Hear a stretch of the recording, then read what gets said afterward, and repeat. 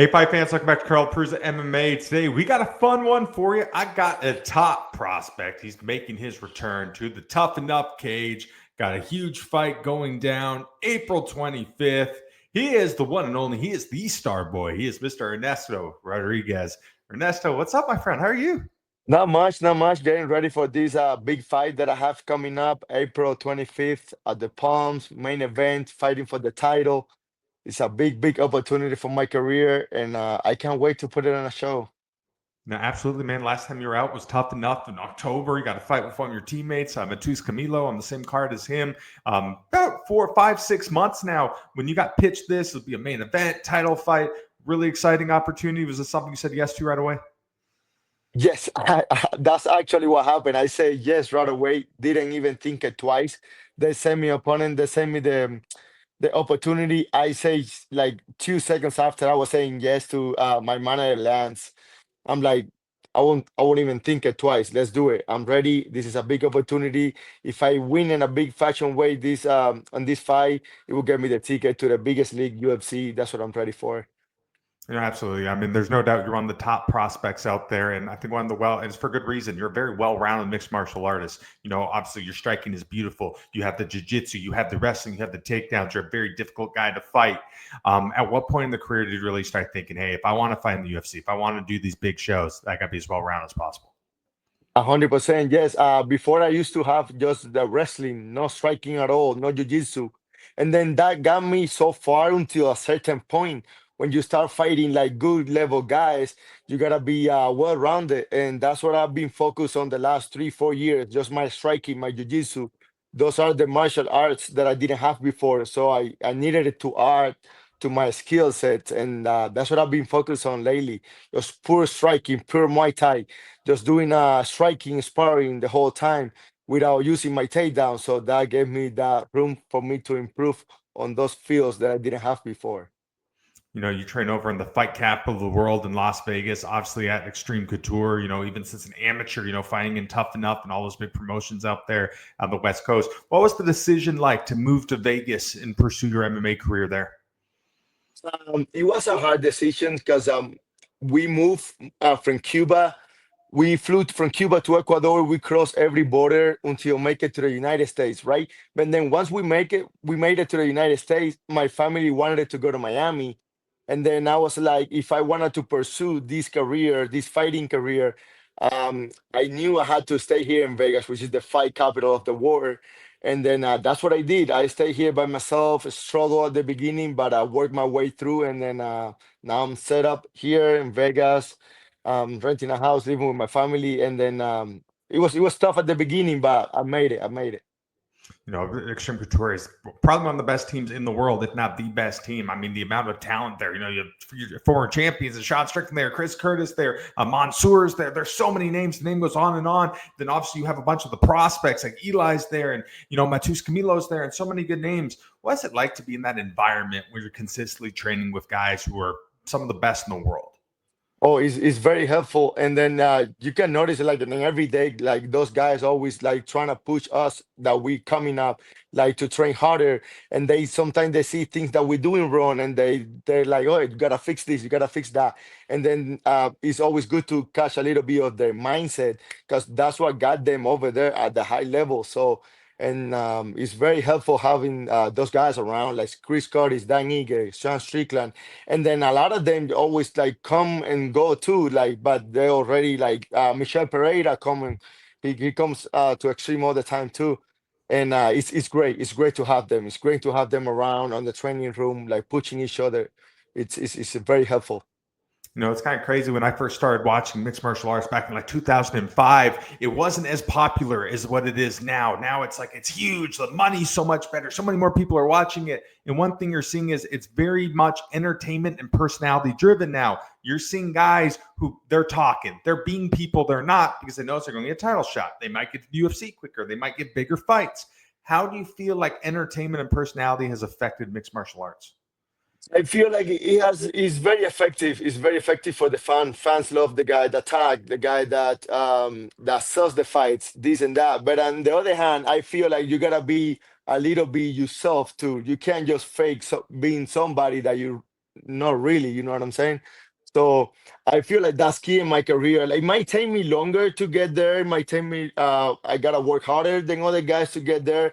But I won't fake being somebody that I'm really not. I rather be myself over everything else. And I feel like being me, being myself, I'm able to do those kind of things too. Maybe a little less than other people, but at the same time, I know when the time comes, I'll be able to touch my shit if I have to, like, and like maybe slap somebody if I have to. If they push me on a way in, I'll slap somebody, no doubt. So, and I know when the time comes, like, I'll be able to do all that type of things. But for now, I'm just really focused on hard training, very sacrificing myself the much I can in order to get those wins. Also, the big wins, big knockouts, they talk about themselves too. You can't really fake that.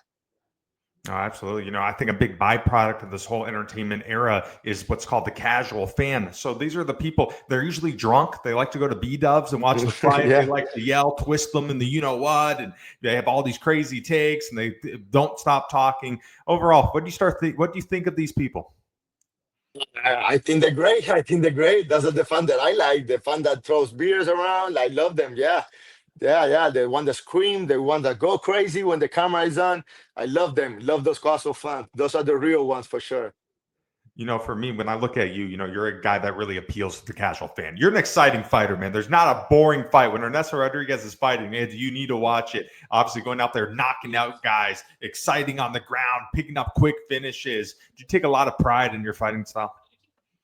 Yes, I do. I do. I feel like I've become so well rounded where I can just stand up and bang, or like picking somebody up and throw him to the other side of the cage. So meeting people, like, I feel like I have it all. I have the whole package, and I'm very proud of it. Absolutely. I think the casual fans, they watch it all the time. They look at the McGregors, the Habibs, the Stricklands, the Hmm. Masvidals, and they're like, wow, being a fighter, Yeah, greatest life ever. Little do they know, man, battling it out on the regional scene. Most guys are losing money. You're not making millions of dollars yeah, trying on the regional scene. A lot of guys have that that's nine true. to five job. Some have a wife. Some have kids. You have to pay to train. You have to wake up early, stay up late. You have to miss birthdays, weddings, Thanksgivings. You don't get to Hmm. go back, to your hometown very often. You do this just for the chance to fight in the big shows. You've been at this for a while now. You keep going. You're close. What's made you want to keep kicking and punching through all the sacrifices? Yeah, yeah. It's a hard career, man. It's a hard path to the big show. Like you say, we sacrifice birthdays, we sacrifice parties, we sacrifice like seeing your family in the other side of the town, stuff like that, just to pursue this dream, this crazy dream, because I think it's a crazy dream to have, but at the same time, I love it. And then, yeah, I wouldn't change it for anything else. Like, most of us, we have a 9 to 5 job that we have to make, and then we leave that job after, and then we gotta go train, and then wake up super early to be able to train. Yeah, that's a big challenge, but I feel like at the end you'll be able to taste it better when the results that you want comes up. So For you, what's the ultimate goal in mixed martial arts? being a UFC champion, yeah, being a UFC champion since I was a little kid. I remember when I was a little, my dad used to watch UFC on the VHR, and then I didn't like it at all. But at the same time, like, I always pay a little attention. Used to see Randy Couture and Tito Ortiz, Chuck Liddell, all those guys having that belt around their waist. So, and that's what I'm aiming for. Absolutely. So Tuff-N-Uff, 143, April 25th. You're taking on Mahmoud Sabli. Overall, what do you think of him as an opponent? I think he's a great opponent. He's a great wrestler. Haven't really fight a wrestler like him, but I've been waiting for this opportunity. He's a good wrestler, but I feel like I'm very more well-rounded than he is. So, I see he has some holes on his game, and then I can't wait to take advantage of that. From a stylistic aspect, do you think your strong striking suit, does that set you up for success here?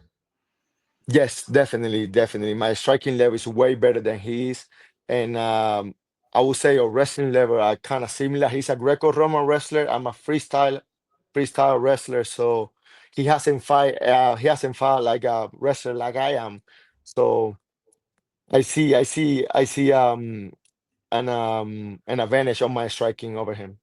One thing that really stands out with you is, you're going out there, you're dominating guys, you're fighting tough opponents, man. You're fighting guys with winning records. I think one of them, Edson Marquez, that was a tough fight. I mean, that guy was 11-2 at the time, very Hmm. game opponent. You were out there, you made a quick finish of him. For you, how important was that contest? After that one, did that really just reinforce that you belong here? Exactly, just like you say, I fought some really tough opponents, and I feel like sometimes people don't realize that some guys have a very they pick their path. You know what I'm saying? I haven't picked mine. I've fought really tough opponents, like you said, Edson Marquez, 11-2, great knockouts on one championship. I go out there and I knock him out, and then I fought Alexander Capital, like 22-10, like 30 something fights on PFL. He was a PFL champion, and I felt like if you look at my record, like very tough guys. And yeah, I haven't have an easy path. And like I say, I don't change it. I like the way I've built my career that gives me the confidence to go where I'm going through. So We talked about a little earlier how mixed martial arts is changing. One of the ways it's changing is there's so many different regional promotions now. It's crazy. 10, 15 years ago, you didn't have this. Now, if you wanted to, you could literally watch a regional fight 4 out of the 5 days a week. I mean, there's so much of it now. And I think one thing you're seeing a lot of young guys make it to the UFC, 10-0, 11-0. They get there, and I want to say it's starstruck, but they understand there's levels to this, and some of them are out of there by the end of the time their first contract ends. And I think it's because there's some promotions out there, they pick their guys. I wouldn't say give them easy opponents, but they give them favorable matchups. They build them up, hmm, and they go to the next level, and they're just not ready. How do you feel like not that ready. has been impacting martial arts? It's been yeah, like you say, you see a lot of those guys 10-0, 12-0, and then they go out there and they can make it. Yeah, they lose like three in a row and then they're out. I don't think that's gonna happen with me because I haven't fight any easy guys. I always fought very tough guys, and I feel like when the time comes, like I will make it through.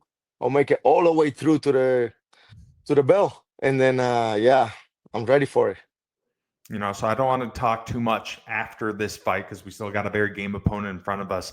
Every summer there's a show. It's called the Dana White Contender Series. You're a 9-1 competitor right now. You thinking that this is going to be your last fight on the regional scene?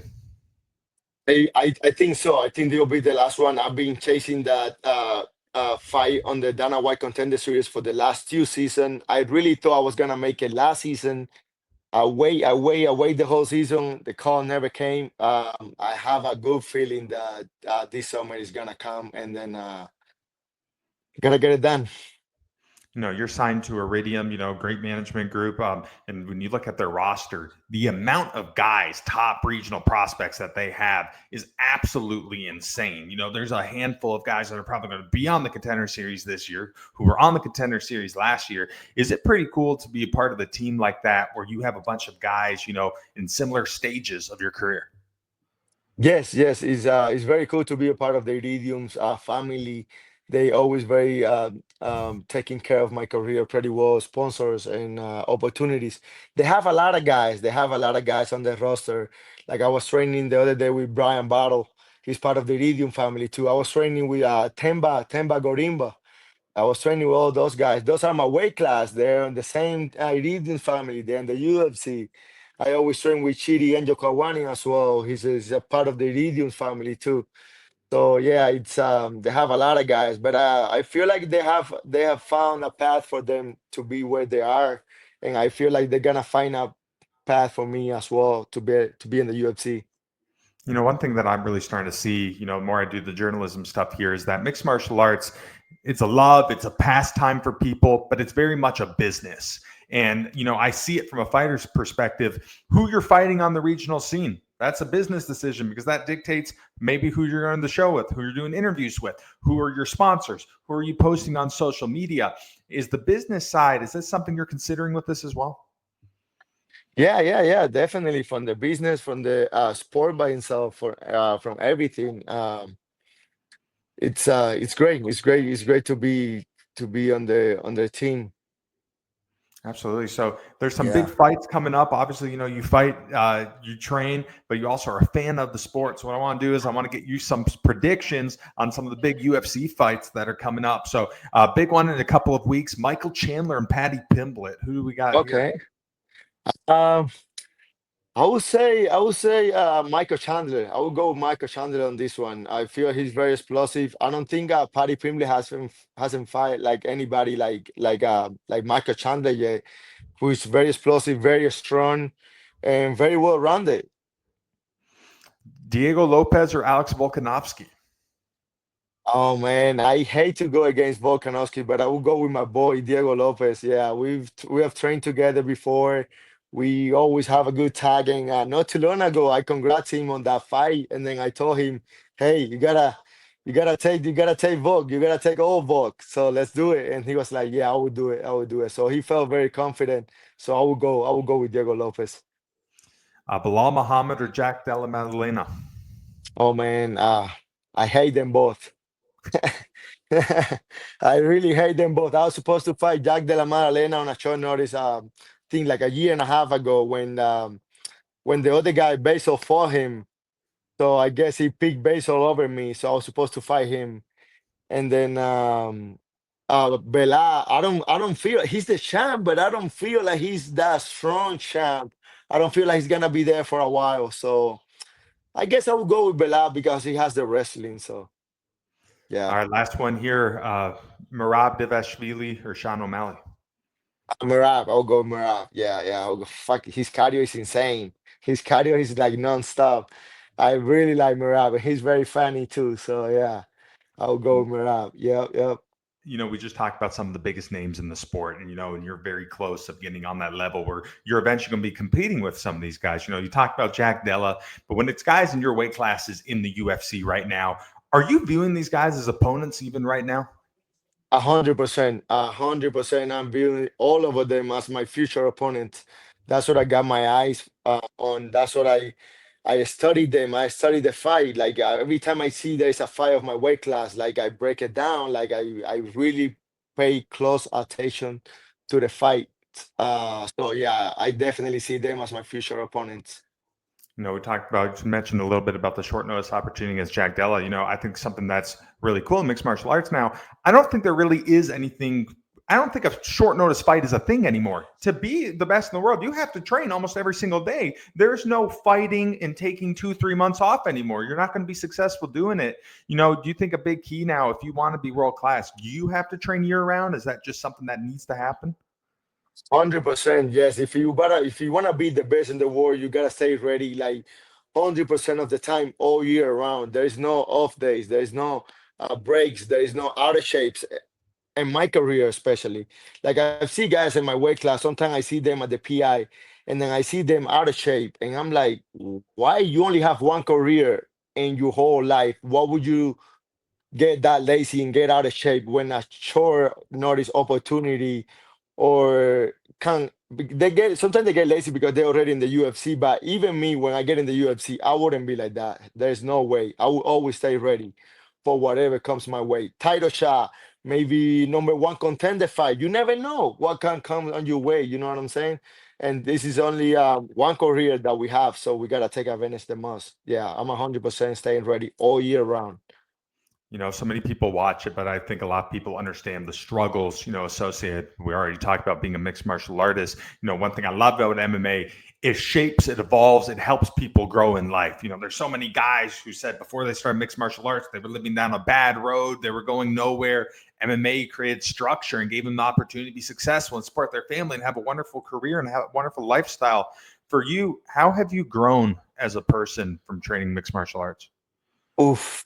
Um, I've grown so much, so much. I remember like being a kid, like being a teenager with 18, 19 years old. That's when I started training MMA. I got here to the States when I was 18.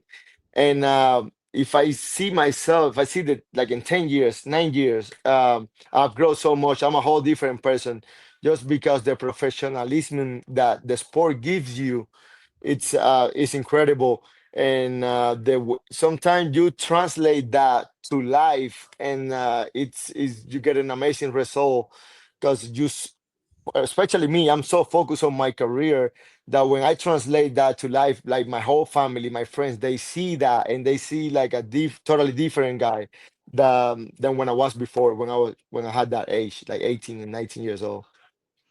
For you growing up, who were some of those guys in the UFC that you looked up to and maybe inspired you to go down this path?